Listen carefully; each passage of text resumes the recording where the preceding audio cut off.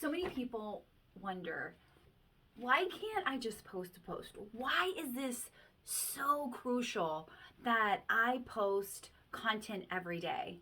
And so I am going to tell you, if we don't know each other, my name is Chrissy Connor and I'm the Visibility Queen, and I help you gain massive leads online, position yourself as the expert, build influence, build impact, and truly show up as the face and of your business. So when we are creating content, it is doing multiple things at multiple times, right?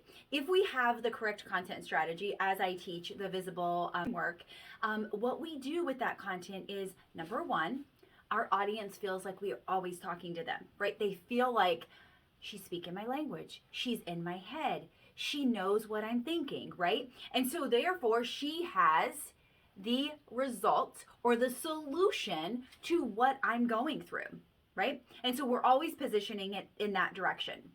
The other thing is that it creates traffic, right? Our content should always have a call to action and be creating some type of traffic. That can be growing our email list. That can be creating our purchasing our next offer, right? It could be taking them to subscribe to another platform, what we call cross-pollinating, right? So our content should always have a call to action and should be driving traffic somewhere. It should be having them go to our profile and check us out. I want to know more about this person, right? And so that is ideal when we create the right kind of content. If we're creating the right type of content, it's also saying, I want to work with this person, right? I'm building like, know, and trust with someone, and I want to work with them, right? Like, you know, this person, when they're watching your content, they know that they want to work with you because you've shown up. You've built that trust. You've built your expertise. It also helps validate the decision that they did buy from you. So if they continue to see your content, this is why I bought from her.